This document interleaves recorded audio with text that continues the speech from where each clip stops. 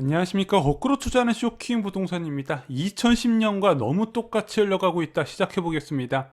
자, 최근 금융시장의 가장 큰 악재는요, 미국 국채 수익률 급등 부분입니다. 특히 기술주 부분이 많은 하락세를 나타나는데, 오늘 미국 증시도 큰 폭의 하락세로 시작을 했습니다. 그런데 장중에 이제 제롬 파월 의장이 미국 상원 청문회에 출석을 해서 조금 시장을 안심시킨 듯한 이제 제스처를 취했었거든요. 뭐 인플레이션은 아직까지 멀리 있는 일이다. 그리고 당장 저금리나 그리고 양적 완화 같은 완화적 통화 정책을 거둬들일 의사가 없다, 이런 부분을 분명히 했는데도 불구하고 지금 잠깐 반등 이후에 다시 하락하는 모양새가 연출이 되고 있습니다. 어찌됐든 지금 금융시장에서는요, 유동성 환경의 변화를 이제 많은 투자자들이 인식을 하고 있고, 그에 따라서 대비를 하고 있다, 이렇게 보시면 될 것 같아요. 그에 따라서 대한민국도 변화는 반드시 겪을 거라는 거죠. 자, 미국 국채 수익률과 더불어서 한국 국채 금리도 급등을 하고 있습니다. 대한민국도 경기 회복에 대한 기대감과 물가 상승 전망에 따라서 장기채 가격 하락이 나타나고, 그에 따라서 수익률이 계속 올라가고 있는 부분이죠. 자, 부동산 시장 정상화를 위한 과정에서 반드시 동반되어야 하는 것이 있습니다. 무엇일까요? 지속적인 금리 인상이죠. 이 지속적인 금리 인상이 나타나지 않는 이상 전세 가격 불안, 그에 따른 매매 가격 상승은 이어질 것이다. 그렇기 때문에 이 지속적인 금리 인상이 나와야 되는데, 1년에 한 차례, 두 차례만으로 안 되고 최소 1년에 세 차례 이상 지속적으로 올려야 되는 부분인데, 그러기 위해선 조건이 있습니다.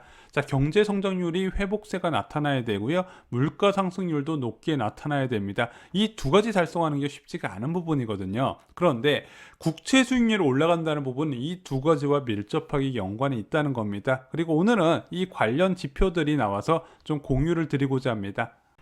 자, 먼저 한국은행에서 발표한 소비자 동향 조사 보겠습니다. 자, 2월 중 소비 심리 지수가요, 97.4로 2.0포인트 올랐답니다. 전월 대비. 그래서 이게 100이 넘으면은 장기 평균보다 이제 소비 심리 지수가 낙관적인 걸 의미하고, 100보다 작으면 비관적인 것을 의미하는데, 지금 비관적인 수준으로 이제 소비 심리 지수가 낮긴 하지만 그래도 바닥을 찍고 계속해서 올라가는 모양새가 나타난다. 그래서 70대까지 떨어졌다가 지금 97.4, 거의 100 수준까지 올라갔다는 부분입니다. 이 소비자 심리 지수는요, 2200 가구 대상으로 한국은행에서 조사를 합니다. 생활이 나아졌나, 물가가 오를 것 같나, 이런 것 등을 조사를 하는 거죠.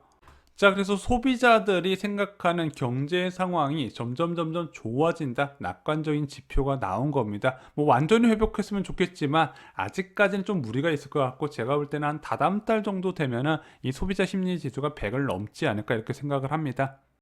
자, 주택가격 전망치도 나왔습니다. 주택가격 전망 CSI는요, 129를 기록했습니다. 전월 대비 1포인트 하락했습니다. 주택가격 상승 전망이 소폭 줄어들었다는 부분이죠. 현재 경기 판단하는 CSI도 올라갔습니다. 무려 7포인트나 올라갔고요. 향후 경기 전망도 90 수준을 회복을 했습니다. 자, 여기서 발표된 중요한 지표가 있습니다. 바로 기대 인플레이션이 2.0%를 찍은 거예요. 전월 대비 0.2%포인트 올라갔습니다. 자, 기대 인플레이션 왜 올라갔나 봤더니 당연히 농축수산물이 큰 비중을 차지를 했습니다. 그리고 그 다음에는 집세 부분에서 많은 영향을 받았어요. 공공요금과 석유류 제품 인상 부분도 앞으로 기대 인플레이션을 높이게 하는 요인으로 작용을 했다 보시면 될 것 같습니다. 자, 기대 인플레이션이 상승하면서 달라지는 것은 무엇이 있을까요?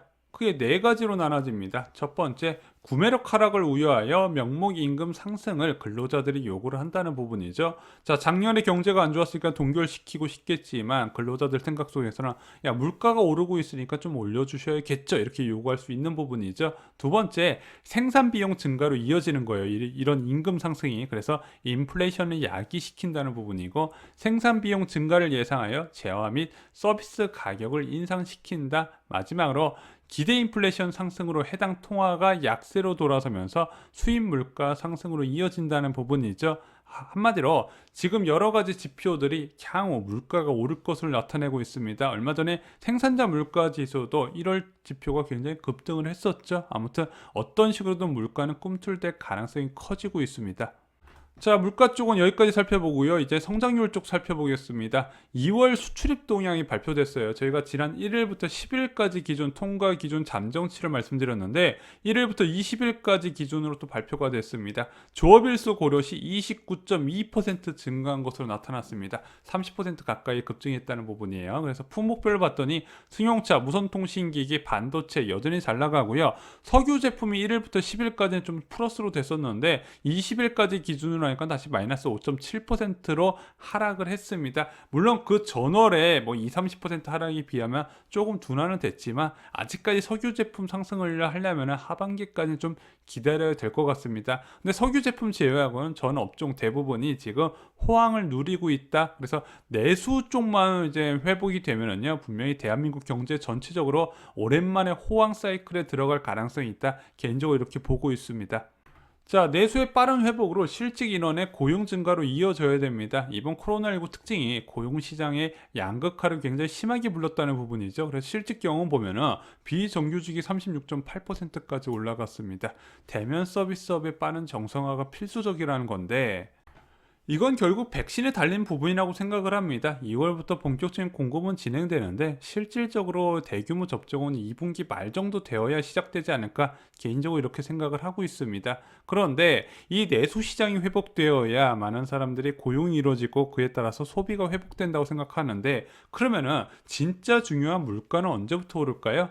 일단 2분기부터는 원자재 가격 급등과 작년 저물가 효과로 아마 이제 높게 나타날 수위가 있는데 진성 인플레이션, 진짜 수요가 증가해서 물가가 오르는 착한 인플레이션은 언제 올 것인가 3분기부터 좀 예상이 되고 있습니다. 백신에 대한 효과도 나타날 것이고 계절적 요인에 따라서 수요가 증가할 수 있다는 부분이죠. 그래서 저는 개인적으로 올해 중 한국은행 물가 상승률 목표치인 전년 동기 대비 2%는 무난히 달성할 거로 예상이 됩니다.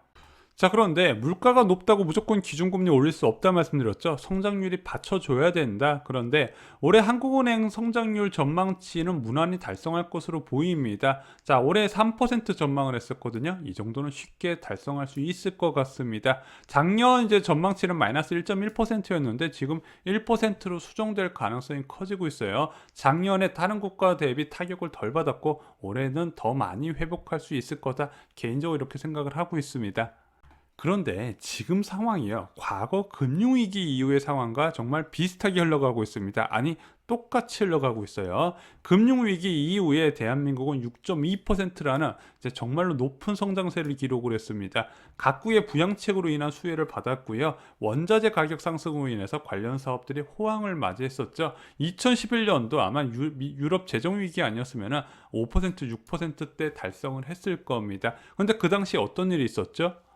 국제 원자재 가격 급등과 수출 경기 호황에 따른 물가 급등세가 나타납니다. 그래서 2010년에 3% 소비자 물가 급등세가 나타나고요. 2011년에 무려 4%로 치솟게 됩니다. 그래서 2010년 말부터 물가 불안이 굉장히 심해지죠. 그래서 2010년부터 기준금리 인상으로 이어지게 됩니다. 5차례 올리면서 부동산 시장이 큰 충격을 받았죠. 다시 반복될 가능성이 있다는 부분 충분히 염두를 해주셨으면 좋겠습니다. 자, 이런 와중에 발표된 가계부채는 정말 우려스러운 수준입니다. 자, 오늘 발표된 2020년 4분기 가계신용 잔액은요, 1726조 원입니다. 전분기 대비 44조가 증가한 수치예요. 물론 가계신용은 경제가 계속 성장하고 있기 때문에 줄어들 수는 없습니다. 그런데 이 가계신용 같은 경우는 전년 동기 대비 증가액이 중요하다 말씀드렸는데 무려 7.9% 증가했습니다. 자, 가계신용에서 가계대출 증가세는 무려 8.3% 증가한 것으로 나타나요. 대표적인 저금리의 부작용인 자산시장 쏠림과 부채 증가가 지금 계속해서 나타나고 있는 부분입니다.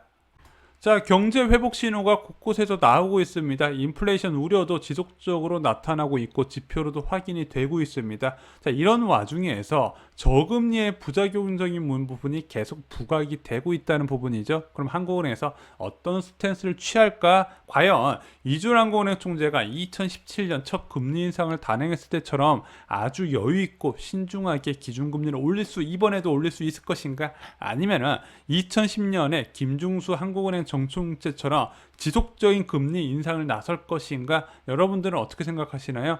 저는 많은 채권 전문가들이 예상한 것보다 빠른 금리 인상을 전망을 하고 싶습니다. 자, 2010년 소비자 물가 급등으로 한국은행에서 5차례 기준금리를 인상을 했었습니다. 아마 유럽 재정 위기가 없었으면 더 많은 금리 인상을 이뤄졌을 거예요. 그런데 지금 대한민국에서 5차례 기준금리 인상이 이뤄진다? 어떤 결과가 나올까요? 그건 여러분들 판단에 맡기겠습니다. 좋아요, 구독, 공유 꼭 부탁드립니다. 감사합니다.